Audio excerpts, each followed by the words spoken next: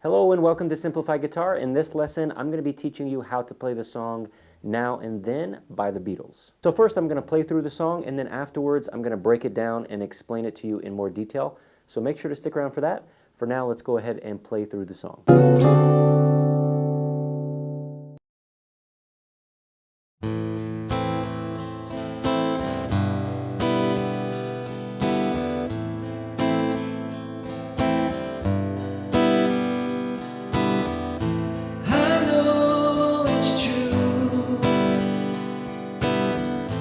It's all because of you.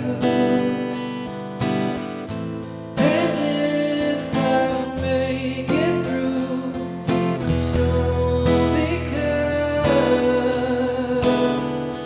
of you.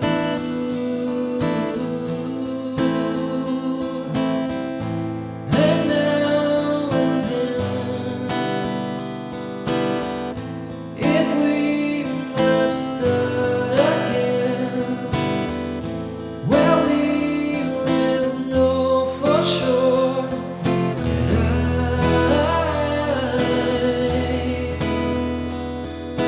that I love you. Now and then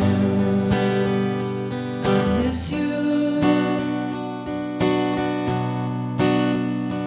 Oh, now and then I want you to be there for me, always to return to me. I know it's true. It's all because of you. And if you go away, I know you'll never stay.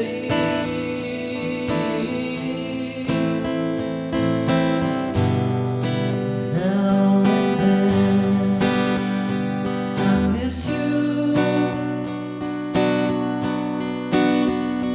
Oh, now and then I want you to be there for me.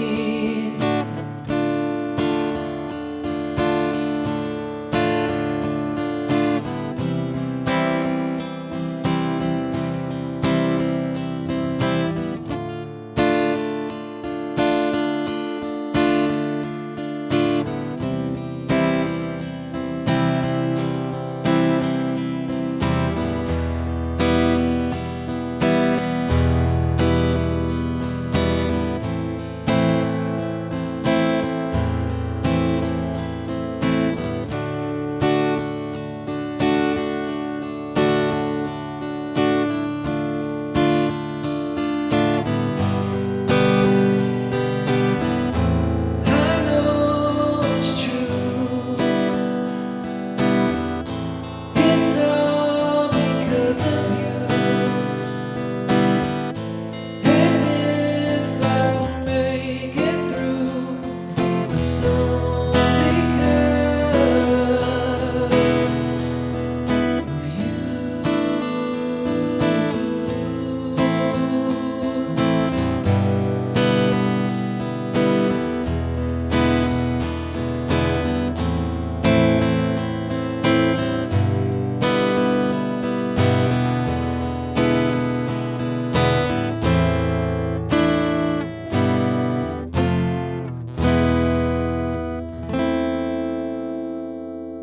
All right, so this song starts off with the A minor chord, and then from the A minor, we're going to go straight to a G6. And for that, we're going to put our second and third finger in the shape of the G.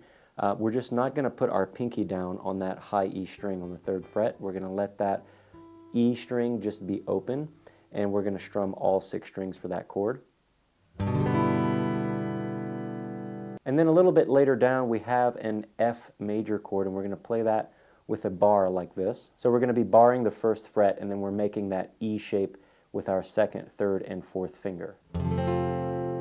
And then from there we go to an E major, and typically we'll play the E major like this with our first, second, and third finger. But because we're going to that E major from the F major, it's going to be easier just to remove that first finger from the bar and slide that same shape down one fret, because that's our E shape. So it's going to be a much easier transition if we just keep the E like this with our second, third, and fourth finger. And then from there we go to an E7, and all we need to do is remove our fourth finger like that, and that puts us at the E7. And then from the E7 we're going to an A suspended 4. And to do that, if I go back to just a regular A major like this with our second, third, and fourth finger on the D, G, and B string, this is our A major, I'm just going to take my pinky and slide it up to the third fret of the B string, and that's going to be my A suspended 4. And for this one I want to make sure that I'm not strumming that low E string. So I'm going to start my strumming on the A string for this chord. And then from there I'm going to go to the A minor, and I'm just going to put my first finger down on the first fret of that B string and remove my fourth finger, and that's going to be back at my A minor. Now when we get to the chorus we have a G chord, and this is going to be a full regular G major, not the G6 like we were playing in the verses. So it's going to be the same exact shape. I'm just going to use my pinky on the third fret of that high E string as well. So I want to strum all 6 strings with that pinky down as well. And then from that G I'm going to go to a B minor, which I'm going to play like this as a bar chord. For the B minor you don't have to bar that low E string because we don't want to play it. We just need to make sure that we start our strumming on the A string and don't play that low E string. And then we go to an E minor chord, and I'm going to play that with my second and third finger. And then a little bit later we have the D major chord. And then we get to the instrumental part, and for the instrumental part we're going to go from a D major to a D minor. It's quite an interesting transition, but from that D I'm just going to shift my fingers around to get it to that D minor, and my third finger is actually not going to move for this transition. It's going to stay there on the third fret of that B string, and I'm just going to reposition my first and second finger to get to that D minor. Everything else here is pretty straightforward until we get to the end and we have that outro.